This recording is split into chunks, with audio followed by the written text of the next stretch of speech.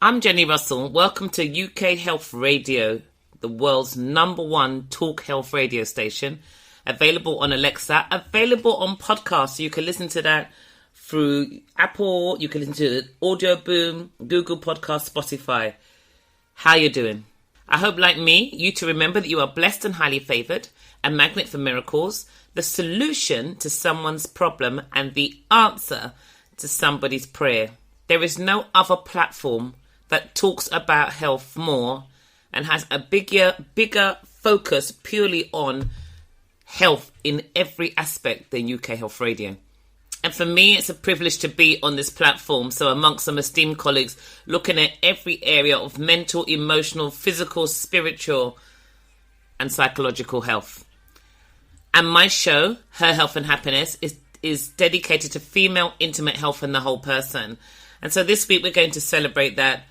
It's been International Women's Month this month. I know we've tackled it in so many different areas. I went right for the jugular and really went straight in and looked at vaginal health and understanding how it underpins and is the foundation for the trunk and so many of the issues that we as female experience. And I know, of course, there is this big drive. Everyone's talking about menopause. The menopause is the hottest topic on the market in terms of female intimate health. But I want to really still implore HR companies. I want people around who are listening on podcasts or listening here to know that the menopause, as important as it is to a female's life cycle, it is the last big event to affect her life cycle. We have to remember that from the time she sees her first menses, her first period, that means the female intimate life cycle circle has begun. And we have to look after women for the whole of the journey. That's where she starts and jumps on the train. That's where the train journey for female intimate health really comes to life and takes its centre stage. And since those muscles are right in the centre of her body, in that gateway that links her inner and outer world, how can we continue in 2023, post-pandemic, when we are looking at health is front and centre of everybody's conversations? How can we not really address female intimate health and the whole person? And so this is what this show was created for, Her Health and Happiness, because I understand and I deal with it when women come into my clinic crying because they're scared they're about to lose their relationship. To lose your marriage or your relationship is to lose your house, is to lose your identity, is to lose so many things. Then it locks itself inside that very area that, for many, has become the primary focus of why things are falling apart. So this weekend, I'm really blessed to actually meet my Dr. Loretta at a great event in Milton Keynes, a Women's Health Day in Milton Keynes that I'm so looking forward to. But before we do that, I just wanted to really look at what has been happening for women over this last month, what they've been focusing on. Because there's been a lot of drive on mental emotional well-being. But again, that's not tied to the pelvic floor. There's been some upsets around the menopause because the menopause mandates aren't being implemented properly. But they're not being tied around female intimate health as such. They're being tied around practical things, for tangible things that we can see. But actually, we're still not looking at the root causes of why women find themselves in this problem. And so we're never really going to be able to solve anything if we just look to put the plaster on the sore, but we don't actually try to find out where the sore's coming from and why the sore keeps exposing itself. This is what we need to do. And Stephen Bartlett shared a post this morning on LinkedIn that I made a comment on, and it made me think afterwards. He's looking at working, should I take a break, taking a break and then going back to work, or working, should I take a break, but not taking the break and looking at burnout. And it made me, it's like God just gave me this thought, is that at the moment, the drive, the worldly view, the drive is to make money. We're being told about the cost of living crisis, which I'm not saying is not there. And so the drive then becomes to make more, because if everything becomes more expensive, then the initial thought is that we need more money. When actually maybe we just don't need as much money, because we just don't need as much things as we've had as we've been having, or we've got used to. Because if we're honest, if we look at landfill, then we know we are very wasteful. So maybe the drive is different. But if you're chasing money, if you chase something, you run from something. And the thought just came into my head, because that's how my brain, my brain works, just in a different way, is that if we're chasing money, are we not running away from our health? Because what we're doing, when I say that, humour me for a second, why I say that, is if we allow ourselves to work all the hours God sends so that we can make all the money we can so that we can have this more luxurious life,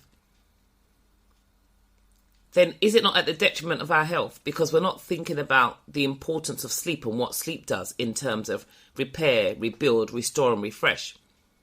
We're not thinking about cortisol and what cortisol does to our organs. We're not thinking about the overload on the adrenals. We don't, and there's no actual recognition of adrenal fatigue, right? So we're not thinking about the impact that will then have on the thyroid or on the pituitary gland. We're not thinking about, all of these things that the hypothalamus, and these are all our messenger centers that kind of tell us what we should and shouldn't be doing. We're not thinking about those things. We're working really long, working really hard. We need pick-me-ups. So we're not looking at the things that are robbing us of being able to absorb key vitamins and minerals. We're drinking our coffees, we're having lots of caffeine, but we're not having lots of water. And we're not looking at the implication of dehydration from the processed foods. And so there's so many things we're doing when we're chasing, obviously in this country, the pound. In Europe, it's the euro.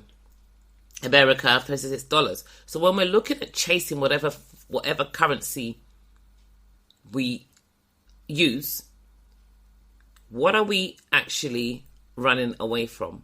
At what cost? Because, as I said, you can measure cost in many ways, and you can't buy back your health. You can try to buy it back, but you can't buy it back. So you have to learn something. And the medical profession has its place. But if you're running from your health and you're putting it under great pressure so that you can make more money, then you find yourself with a challenge and you go to the doctor and they give you a pill or a cream so you can continue the same cycle, and they tell you to come back if it gets worse, then you see you don't ever learn anything. And if you don't learn anything, you can't make any change. And that thing about the 4 seasons is perfect because, the first season is many people change because they have to. Sickness, dis-ease, injury, dysfunction, when it gets to a set point, it forces you to pay attention and to make a change. So we've got to get ourselves to the point where we're not being forced to make a change. We're choosing to make a change. Because in that choice, we can actually work towards a better future, less pressure on the NHS or whichever service provider you use. But also it means that we become more efficient and we're able to make finance so that we can have the ability to have the freedom to be a blessing to others, not just so that we can have the freedom to be a blessing to ourselves. And that's where I think we've fallen down. If we're just chasing that cent, that dollar, that pound, just so we can have more stuff, just so we can contribute further to landfill, then we're going to be in a major problem. And that, for us females, has a massive impact on our intimate health. And this is why it's so important. Because unless we start to recognize how stress impacts our bladder, how it could impact our bowel, how it impacts our posture, how it impacts our sleep, how it impacts our digestion. Yeah, it has that potential to shut down the digestive system, to suppress the digestive eliminatory sex organs. So then that's more load on the pelvic floor. Poor posture. Muscles that that are deconditioned and can't hold the organs in place can allow internal organs to drop from their natural position and put more pressure on the bladder. Because you're more worried about money than anything else, then there's the whole thought, emotion, hormone release, more cortisol. And so that impacts sleep, because if you've got high levels of cortisol, you will not have high levels of melatonin. They don't go together. So you suppress your sleep hormones. You suppress the repair and sex hormones. So it makes it much harder for those ladies trying to get pregnant, who are running these high-powered jobs, doing all these big loads of work, and not understanding why the IVF isn't taken. Because the sex hormones can't be up high and ready to receive and make babies if the perceived environment within the body is as if it's under attack. If our body thinks it's under attack, we tend to hyperventilate or hold the breath. We create a more acidic environment within. So that allows and opens us up for dis-ease and dysfunction.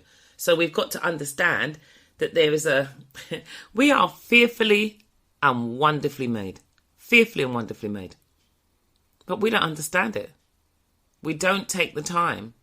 And I honestly believe, when I responded to the point that Stephen Bartlett made this morning, I honestly believe that optimizing health should be standard, but it is not.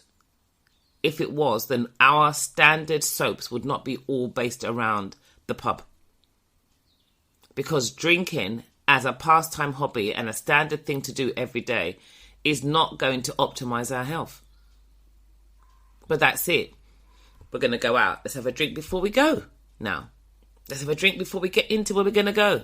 We're going to go and watch football. Let's go and have a drink before we go and watch it.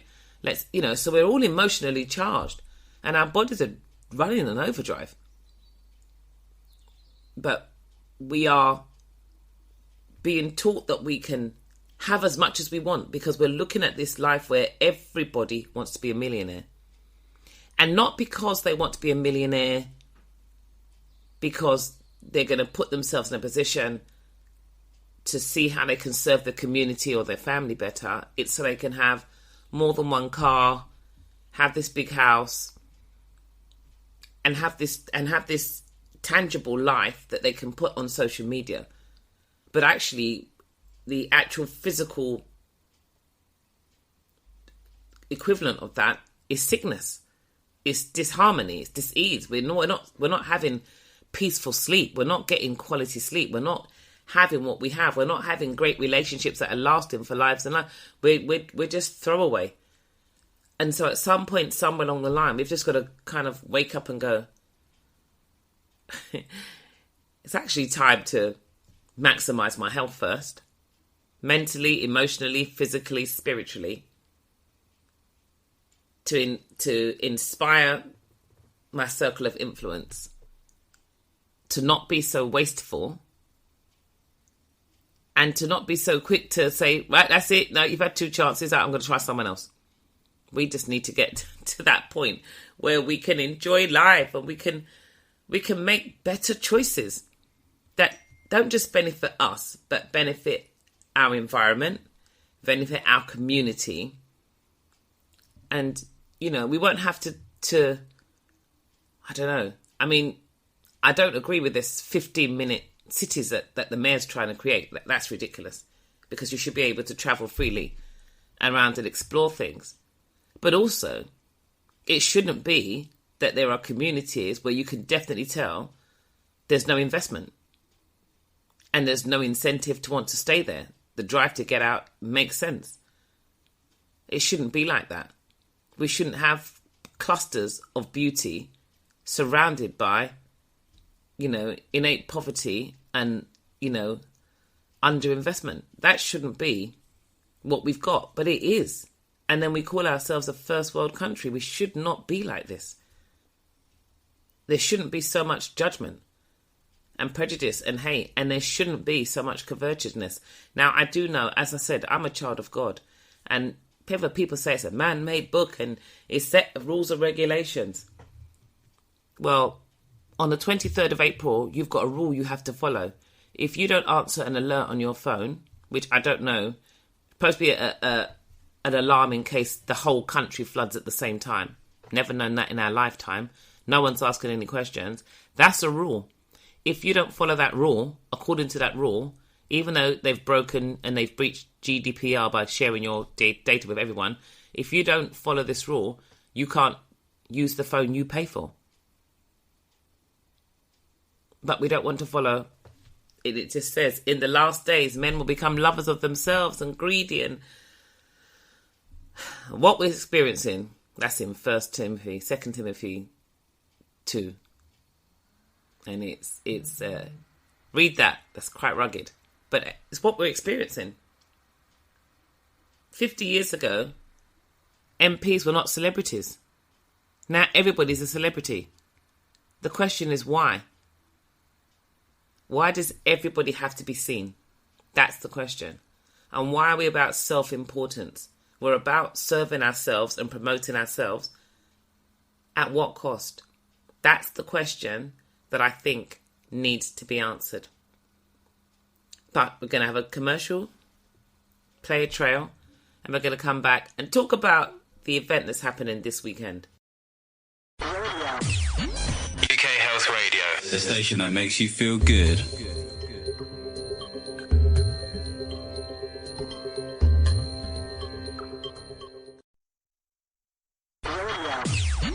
UK Health Radio, the station that makes you feel good.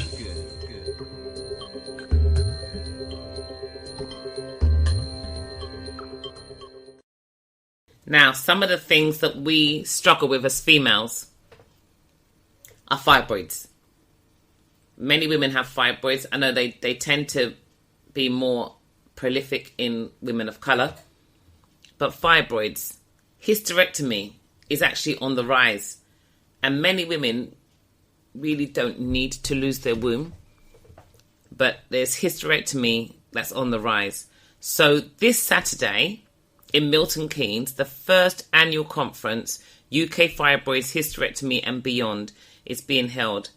And that is going to be an amazing, amazing experience. And so that will be really something worth coming along to if you can. It's at the Leonardo Hotel, Midsummer Boulevard, Milton Keynes, which is MK9 2HP. That is Mike Kilo 9 2 Hotel Papa. So you're going to have a selection of doctors and gynecologists. You've got Dr. Loretta Odowe Ogboro Oko. You know, she's my resident doctor. We've got Dr. Eki Imavon. He's also obstetrician and gynecologist. We've got Hayley Down, who's women's hormonal health specialist. She's speaking. And we've got Ruth Harrison Swift. She's a menopause support specialist. So it's going to be a really good and empowering day. If you've got questions around female intimate health, if you are worried about fibroids, if you're worried about hysterectomy, and anything in terms of female intimate health, then this Saturday at the Leonardo Hotel, Midsummer Boulevard in Milton Keynes is the place to be from 1:30 to 5:30, and it's free. So these events, sometimes, you know, because they're free, people go, oh, I'm not going to attend, but they're so worth attending, because this is the point, is that you have an opportunity to have access to information that can help you make informed choices about your female intimate health. When it comes to the uterus, it plays a role in stabilizing the pelvis and the spine. So it's really important for you to understand whether or not this is something you want to be able to do. It's an opportunity for us to be able to have access to information around our intimate health that will actually allow us to be in a better position. I'm also going to be there as well on Saturday. So I will have my books with me, Pelvic Floor Secrets and Can a Vagina Really by Mercedes. I will have them. I'm sharing the stand with Dr. Loretta, who's our resident gynecologist right here on UK Health Radio. and on my show, Her Health and Happiness. And so that information, she'll have her books as well. So you'll have access to a gynecologist. We're also, Dr. Loretta and I are also going to be running a masterclass, and it really is managing menopause and female intimate health. So we're going to be running that masterclass as well. It's a 3-hour masterclass, and that will be £97. So if you're interested in doing that, that will be online. And so that means anywhere around the world you can access that information. Then you can send me an email, pelvicsecrets@icloud.com, and I can get you and offer you a place, which would be absolutely fantastic. So I'm really looking forward to running that masterclass with Dr. Loretta, because again, it's being able to manage our menopause and intimate health, because that's where the two things are linked together, and that's where I believe that seed is missing. That's what we're missing. And if we want to be able to bear the fruit of good health in later life, then we need to sow the seeds. But you won't know what you're going to bear if you don't listen. My friend sent me a great post and said, how do you know what seeds to sow if you don't know what fruit you want to bear? And this is the whole point, is that because we don't understand our health and we don't know, we won't know what seeds to sow in terms of our intimate health or our health in general. We don't really know. So many of the times we just live life and we just eat what we've grown up eating. Doesn't mean that what we've grown up eating really suits who we are. But many of the sicknesses and diseases we find that we're struggling with today, they're not ever linked to our nutritional lifestyle habits, but they're directly linked to our nutritional lifestyle habits. So we tend to go and seek medical help, but everything's looked at in isolation. But the whole person turns up in a doctor's surgery. Not just the knee or the back or the hand or the head or the eye. The whole person turns up.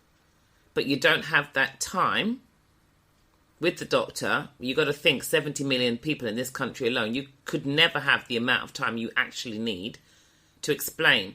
But if you understand how your body works, when you present your case to the doctor, you get a totally different response to if you don't understand how your body works. You know, walking into the doctors and saying, I have a back pain, doctor. Okay, take this cream, take this thing, don't move around too much. See how you get on. Let me know if it gets worse. It's one response. Doctor, I have a pain right in my mid-thoracic. It's right in the middle of my back, just here under the bra line. I understand that those discs are responsible for X, Y, Z, A, B, C. And actually, in terms of my job and what I do, my body's put in this position all the time, and it's compromising my livelihood, and it's actually making it harder for me to breathe, or I can't wear my bra. A lot of the times, that even those pains around the bra line, I did that show a couple of years ago, and that could be an early sign of pancreatic cancer. I'm not trying to scare anybody, but when that lady shared that, she was saying the pain she had around the bra line, that's kind of not far from where the pancreas is. That was something that was an indicator. That's what she shared as one of those things, these pains that come up. Pains around L2, 3, 4. Those where we have the equine, the horseshoe part of the tail of the spine, and those nerves there. They are directly linked to the bladder and the bowel. If you don't catch them in 8 hours, you could be doubly incontinent for life. So there's different parts. L5, S1, 75% of your range of movement are in those discs alone. So it's kind of, you go into the doctor and say, I've really got this pain around L5, S1, and I know 75% is in my range of movement. It's there. I deliver parcels for a living. This could affect my whole livelihood and work. You're going to get your MRI and scan like yesterday because you've come in and you've given a doctor some information which they cannot ignore. I want to rule out a cauda equine. They cannot ignore that. That's actually classified as a medical emergency.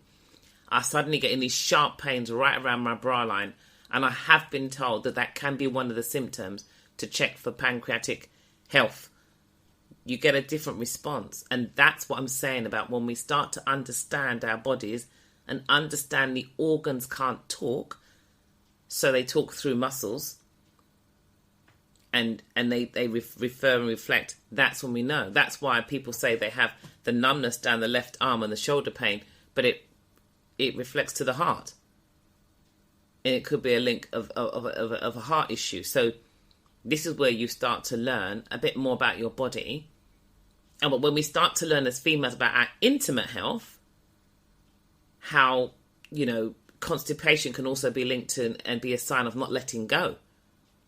When we start to learn those things, then life can start to become really, really interesting and make life better for us because we're able to make adjustments. UK Health Radio, the station that makes you feel good.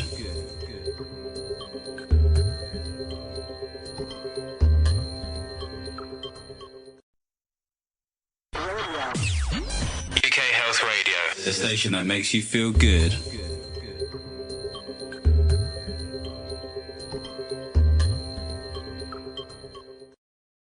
So when it comes to your health and happiness, what is your primary focus? Now, we're into day 16 of the second round of the 60 Days Optimizing Health Challenge. And honestly, we've already had breakthroughs in the first week, which is amazing. So I have a lady on this challenge who's registered blind. I have a lady on this challenge who was diagnosed with multiple sclerosis in 2015. I have a lady on this challenge who at 18 months contracted polio and has never really walked from 18 months without the use of a brace and crutches. So I've got some real challenges. 3 of the 8 of the 10 women have challenges. So I filled it 80%. I'm really happy. But all of those women on this challenge, whether they've got a physical challenge or not, and the lady who's registered blind, lady from my church even, Shadeen, lost her sight as a result of a really bad, stressful period and the breakup of a relationship. So none of these people were born with these situations, but they've acquired them. And as I said, as a Czech professional, we haven't been taught to treat the disease, but to coach the person who has acquired it and to try and work out how their vitality became so low that this position was able to manifest within them. And that's what we're working on. And that's a totally different approach. But all of the 8 women have 1 or 2 challenges around intimate health, and usually it's around bladder control, loss of libido. So when I look at female health, intimate health in the whole person, I'm able to still address this underlying theme that runs across them, no matter they've got something else, yes or no. And that just means it's just heaping another coal on top of another coal and making that fire much stronger. So the drive to be able to help them to have the education and the tools, understanding the 6 principles: thoughts, breath, hydration, sleep, food, movement. The other 2 that I've added, social interaction and female intimate health, pelvic health, makes a significant difference to actually how you look at where you find yourself and how you address it. Now, when it comes to pelvic floor health, when I talk about pelvic floor, which I've been specializing in for over 20 years, what tends to happen is everyone goes, oh, I'm doing my pelvic floor now. And I want to think to myself, if you adjusted your breathing, you've just instantly changed your nutrition. Are you looking at your sleep?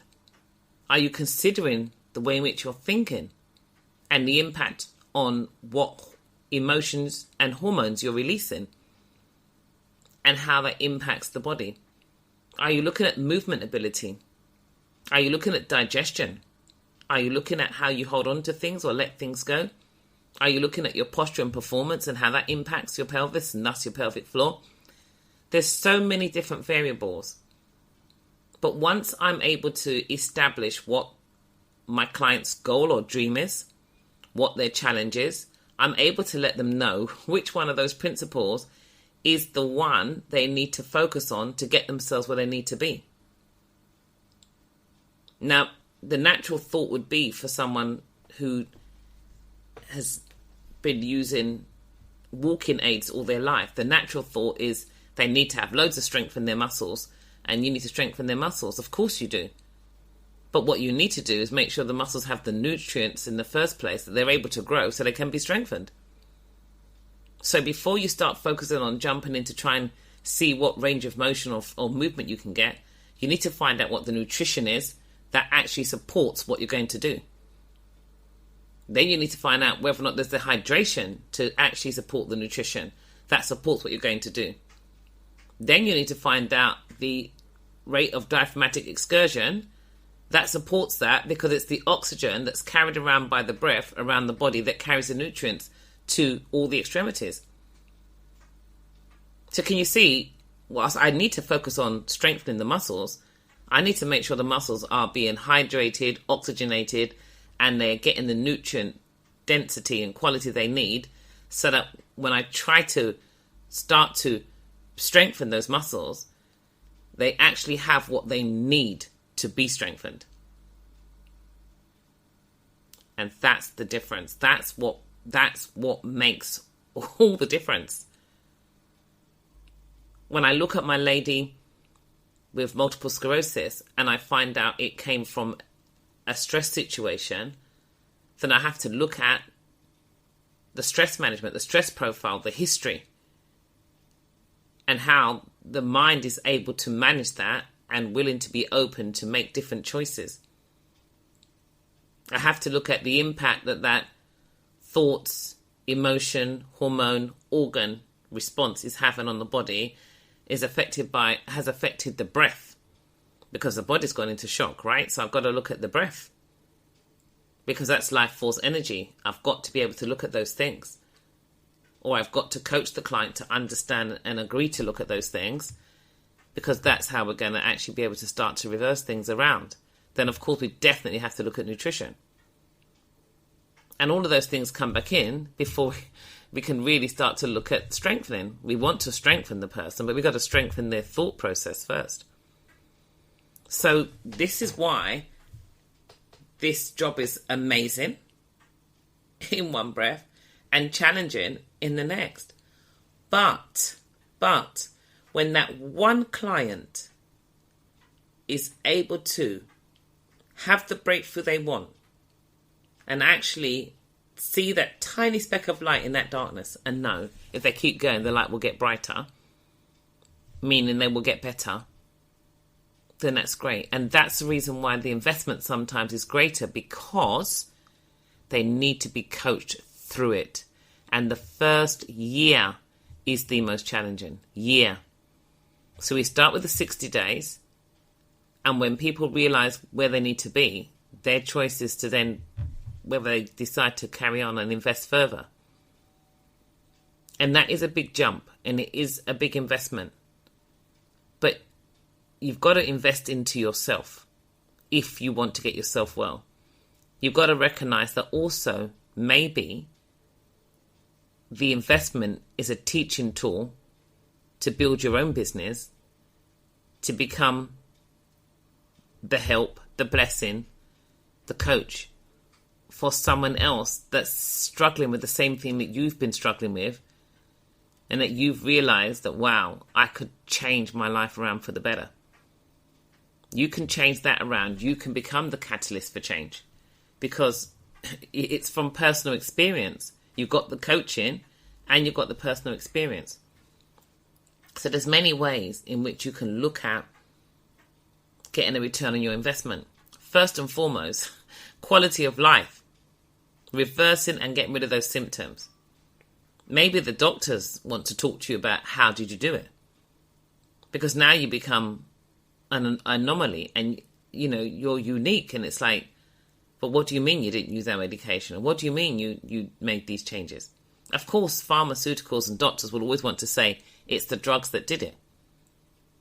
But if you put this thing in place and you make changes, but those same drugs are being given to all their other patients and they're not making changes, then clearly it's not their drugs that done it. Because it wouldn't just work on one person, it would work across the board. But we know already that a drug can make one person better, can have no impact on a second person and actually make a third person worse. So everything has to be tailored because we're not the same. We're equal but not the same. And we're all biomechanically individual. That's why our DNA is unique to us. Our fingerprint is unique to us. So therefore, our response to sugar is unique to us. Our response to caffeine is unique to us. I just heard on a show this morning that they're saying that caffeine can help you lose weight. Well, if you're a person struggling with menopause, adverse menopause symptoms, caffeine's got to be the first thing you have to get rid of. So it's like, I've got these bad menopause problems and I've put on a bit much more weight as well because menopause has come and now the menopause is making me put on weight. No, it's not. It's because you're not understanding that your levels of stress are so high that your digestive system has been suppressed. So you're not actually releasing or burning energy, you're storing it because the body thinks it's in imminent danger and it's going to store for the future. You've got changes in hormone levels that you're not recognizing are as a response to your stress profile as opposed to the aging process. And so therefore, you find yourself in a situation. You start to have adverse menopause experiences and then someone tells you, well, actually, and you don't like how you're looking, and then someone says to you, well, actually, drink some coffee, drink more coffee, it will help you lose weight. It will actually spike your stress hormones, for starters, and cause a whole other catalogue of stuff. So sometimes these shows are so dangerous to give you one piece of information on its own. It's dangerous. But caffeine is definitely not something, if you're having adverse menopause symptoms, that you should even consider consuming. It just shouldn't even be in your remit. I love ginger and garlic and those foods. They're great for flavouring our foods and cooking, but they're also heating foods, spicy foods. So they're things that if you're having adverse menopause experiences, should be cut right back or removed from your diet. And it's just like, for some people, it's like swearing. It's like, what do you mean? You mean me? No garlic? What are you talking about? Are you crazy? No, it's just understanding that certain things just don't work the way they worked before when we get to certain seasons in our life. Not because they're bad foods, but because the sum total of our experiences and our nutrition and lifestyle journey and our stress profile that we think nothing of brings us to a point where we can't manage these things anymore. So it's like, I think we're going to get to the point within the next 10 years where we're going to have to make optimizing health standard.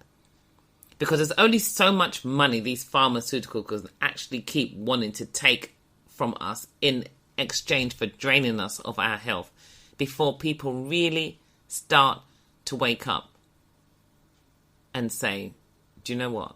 I actually want my life back, and I want it back with the vitality and the energy and the youthfulness that I'm entitled to. You are entitled to look and feel and be youthful. You're entitled to that. And with all this Generation Z or this Generation X, who actually have this sort of like sense of entitlement, like it should be given to them, that everything belongs to them. This is what we should be doing with our health. We should be acting like, well, hold on a second. This actually belongs to me. Like optimal health actually belongs to me. And and actually, you know what? I'm sorry. Like, I'm just going to take it. Like, what do you mean? What do you mean I can't have optimal health? What do you mean? So I said to a friend of mine the other day, we've got to look at what we call treats. Again, it's about language, right? So I'm going to treat myself to a cake. I'm going to treat myself to a beer. I'm going to treat myself to a glass of wine. I know it's not good for me, but I'm going to treat myself to it. So why would you say, I know it's not good for me, but I'm going to treat myself to it? And why is it anything that actually does not optimize our health, we call it a treat? So we've it's about marketing and campaigning. Treat yourself, treat yourself, treat yourself to this, treat yourself to that. And then you have to treat yourself to medication because you've treated yourself to all these things. So how about we say, I'm going to treat myself to optimal health. And with full awareness, I'm going to have a glass of wine. With full awareness, I'm going to eat a bar of chocolate. It's like, seriously, Jenny, who's going to go around and say, with full awareness, ought to be a glass of wine? All it does, all I'm saying is, just change the language, right? It's full awareness. It's not a treat. Optimizing your health is a flipping treat, mate. It is a treat. That's a treat. And that's what you need to treat yourself to. Treat yourself to optimal health. And everything else, just be aware of what you're doing. You talk about personal development. You talk about all of these things. And with personal development, it's really important. But the most important aspect of personal development that everyone's just finally realizing is self-awareness. It's self-awareness. And many people lack self-awareness. And that is the catalyst. That is the most important part of personal development. Being aware of oneself, how you present yourself, how you speak, how you show up in leadership positions, whether it's all about you or whether you understand that you have been given an opportunity and be in the position to be able to be a blessing, to actually encourage other people towards leadership, encourage other people to bring out the best in who they are so they contribute well to the team, to the company, to the experience, to the profit, to the productivity. If you're happy to actually be in service of people and see the best come out of them, or if you're happy to use people to try and promote the best in you and get you where you need to be. Because that kind of leadership, that last one I just mentioned, that's very self-centered. And that's not being aware of self or how you impact other people. Self-awareness is the most important one. And when it comes to our eating, a lot of the times we're so on the go, again, chasing that money and that bottom line, that we're not even aware of how we're eating. So if we're not aware of how we're eating, we're not actually aware of the impact on our digestive system, on how our body assimilates the food within. We're not even aware of our transit times and how we're able to extract the nutrients and get rid of the waste. We're not aware of our breath and how we're holding it all the time because we're so anxious all the time. We're not aware of how we snap and we push out at people and lash out at people. We're not aware of those things. We're not aware of the quality of our sleep. We're not aware of the surroundings that we're in. We're not aware. We're not aware of the signs that we're being given in terms of the niggles and whatever else. We're just not aware. We're just not present. And then something just literally like a pain or a sickness or something, it's like it just comes and slaps you in the face. Like, it just slaps you in the face. It's like, where did that come from? And all of a sudden, we are made to be aware. So those 4 seasons that I think I mentioned it a couple of weeks ago, it's those where sickness and or disease forces us to be aware. So then we have to change. Where we see something enough that inspires us to change. Where we learn something so we want to change. Or where we receive and we're able to change. So the question is, once again, should your health have to be almost the price you have to pay before you want to change. For most people, the answer is yes, but we have to ask ourselves why. What have you not seen that will inspire you to change for yourself? What more do you need to see before you're inspired to change for yourself? You could ask that question too. What have you not learnt before you are willing to make a change that makes you want to change? And what do you need to receive before you feel that you are able to change? Because for many, as I said at the top of the show, it could be their relationship. And if it's their relationship, then it affects the home they've built, the house they have. So that is massive. It could have, if you've got children involved, it affects their life and where they're going to move to. So it becomes so much more. Because many times when things go wrong with us intimately, we're so embarrassed and we don't know where to turn. We don't know how to tell our doctor. We don't know how to tell our husband or partner. So we internalize it. They interpret it a completely different way. We interpret their interpretation a completely different way. And we start a catalogue of events that takes us where we don't want to be. But next week we are speaking about grief and we're looking at endometriosis. So I do hope this show has helped you. I do hope you'll try to make it to Milton Keynes on Saturday. And I do hope you'll want to invest into the masterclass, Managing Menopause and Intimate Health. But until next week, if you want to find me at Pelvic Secrets on Instagram and Twitter, you can find me on LinkedIn, Jenni Russell. And remember, we are also a podcast as well as a radio show. And we are the world's #1 talk health radio platform. So we do look forward to hearing from you and you tuning into us again next week by God's grace. Stay blessed, stay well, stay healthy.